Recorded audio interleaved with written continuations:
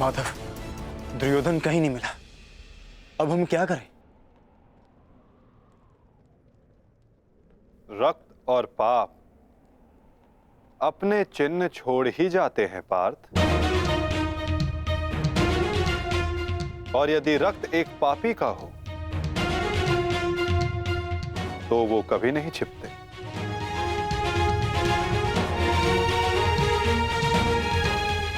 उधर देखो पार्थ,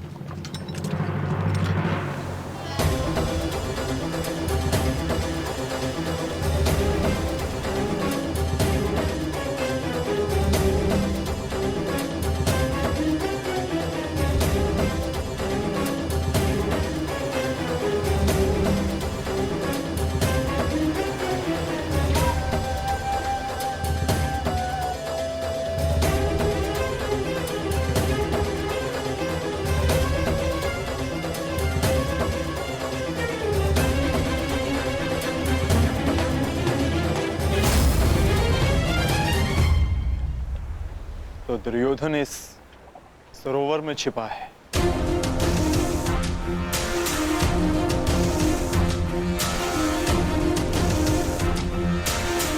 आवाहन दो विकोदर।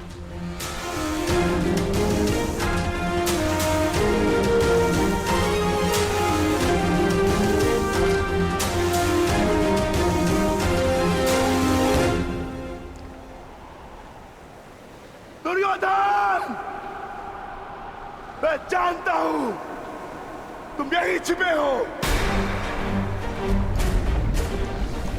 बाहर निकलो कायर और युद्ध करो मुझसे। सुन रहे हो ना कायर? सामने आओ।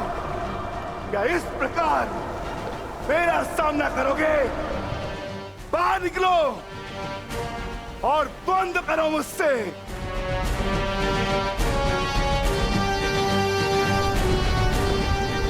आज तुम्हारे मामा श्री तुम्हारा साथ छोड़कर चले गए और शीघ्र ही मैं तुम्हें उनके पास भेज दूंगा।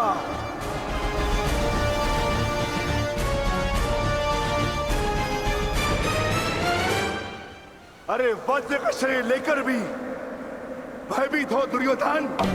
भारती कर्ण को अपना मित्र कहते हैं ना, किंतु आज यदि कर्ण तुम्हें इस दशा में देख लेते तो उन्हें भान हो जाता कि उनका मित्र एक शूरवीर योद्धा नहीं, बस एक कायर है। और उन्हें लज्जा आएगी उस क्षण पर जिस क्षण उन्होंने तुम्हारा साथ देने का निर्णय किया।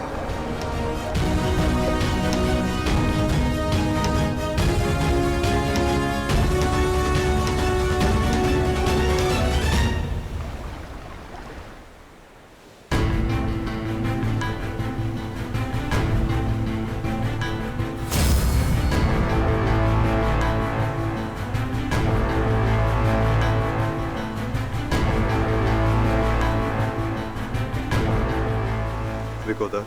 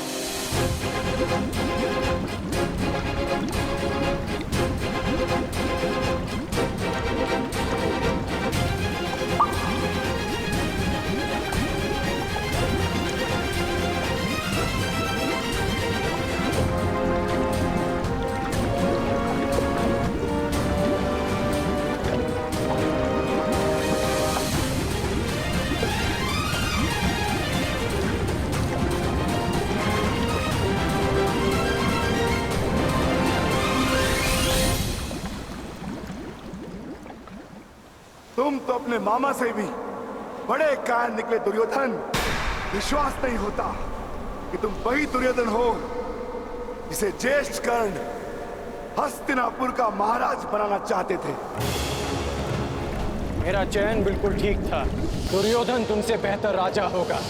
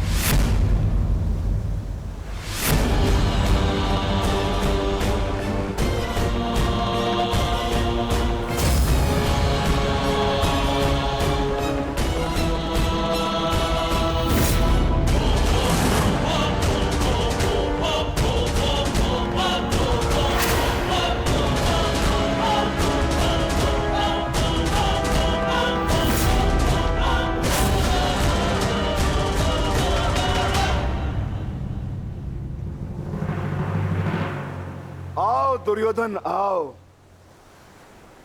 स्वागत है तुम्हारा। एक क्षण के लिए ऐसा लगा कि तुम इसी भांति सदैव छिपे रहोगे। मुझे तुमसे छिपने की आवश्यकता नहीं है भीम, क्योंकि मेरा शरीर वज्र का है। स्मरण है ना, कुछ समय पूर्व क्या दुर्दशा की थी मैंने तुम्हारी? स्मरण है?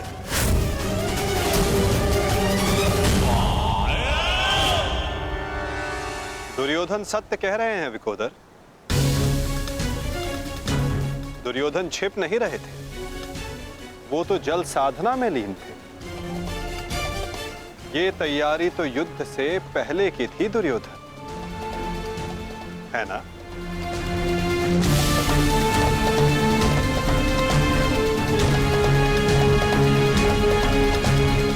अद्भुत। एक बार फिर तुमने मुझे चौंका दिया। हाँ, मैं जल साधना कर रहा था जो मेरे गुरु बलराम ने मुझे सिखाया है।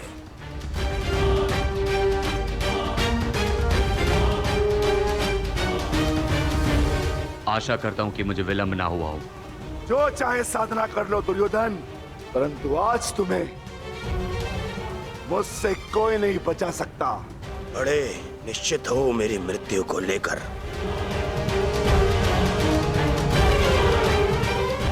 आज क्या कोई नया छल लाए हो मेरे लिए? हाँ? कोई छल नहीं होगा, युद्ध करो। उन्हें सोचा नहीं कि कैसे पांडव एक एक करके तुमसे युद्ध कर रहे थे। यही उस वासुदेव कृष्ण की नीति है कि तुम्हें थकाकर तुम्हें निशस्त्र कर दे। ठीक है, युद्ध होगा, परंतु एक बार में एक ही से होगा और उससे होगा जिससे मैं चाहूंगा।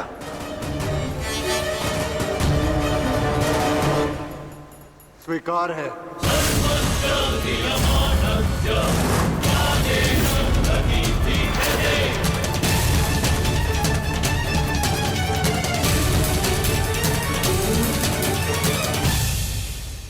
किंतु दुर्योधन, प्रश्न ये उठता है कि तुम युद्ध किससे करोगे? नकुल सहदेव से?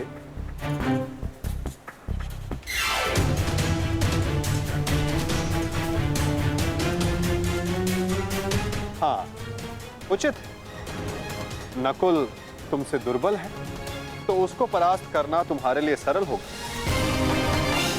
और सहदेव ने तो तुम्हारे मामा श्री का वध करके अपनी प्रतिज्ञा पूर्ण की है ना? किंतु ये चुनाव करने से पूर्व एक बात सदा स्मरण रखना दुर्योधन, कि नकुल सहदेव का एक प्रहार तुम्हारे 100 प्रहारों से अधिक स्मरणीय होगा। और नकुल सहदेव को तुमसे कहीं अधिक सम्मान मिलेगा। हाँ, कदाचित इस द्वंद्व में, इस महाभारत में तुम भले ही विजयी हो जाओ, किंतु सदा के लिए तुम अपना मान, सम्मान और यश खो बैठोगे दुर्योधन।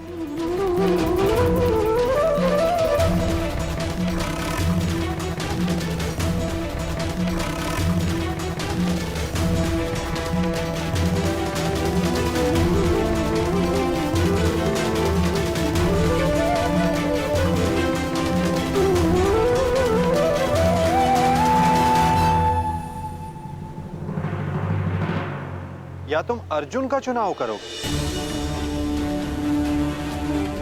जिसने तुम्हारे मित्र का वध किया। किंतु फिर प्रश्न ये उठता है कि तुम धनुर्युद्ध चुनते हो या गदा युद्ध। यदि तुमने धनुर्युद्ध चुना तो तुम अर्जुन के समक्ष क्षण भर के लिए नहीं टिक पाओगे।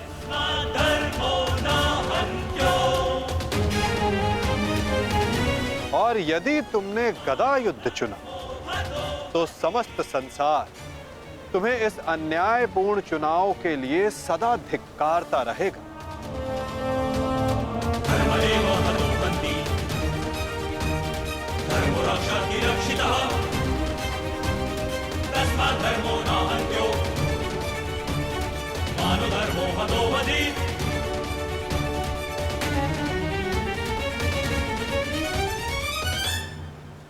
हाँ, युधिष्ठिर को द्वंद्व के लिए ललकारना ये अवश्य बुद्धिमानी हो, क्योंकि यदि राजा को मारोगे तो सेना तो स्वयं परास्त हो जाएगी। किंतु ये बात स्मरण रखना दुर्योधन, यदि तुमने ऐसा किया तो समस्त संसार तुम्हें उस कायर की भांति स्मरण करेगा जिसने स्वयं से निर्बल को परास्त करने का विकल्प चुना।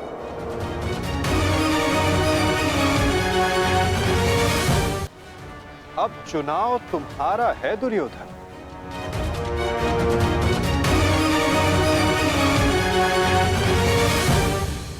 नहीं चलिए,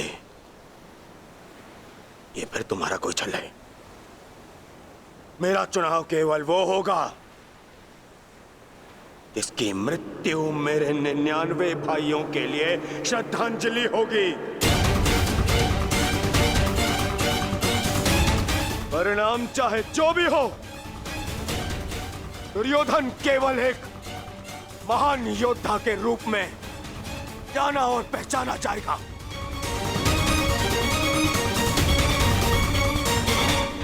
मैं दुर्योधन द्वंद्व के लिए भीम को चुनता हूं।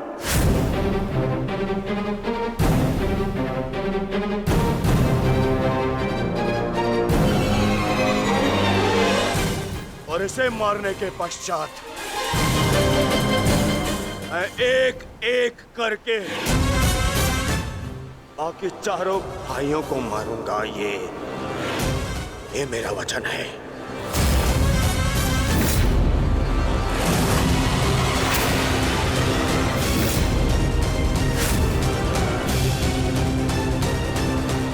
तो प्रतीक्षा किस बात की है दुर्योधन? अब समय ही बताएगा कि तुम मुझे मारकर अपने 99 भाइयों को श्रद्धांजलि दोगे या मैं तुम्हें उनके पास पहुंचा दूंगा।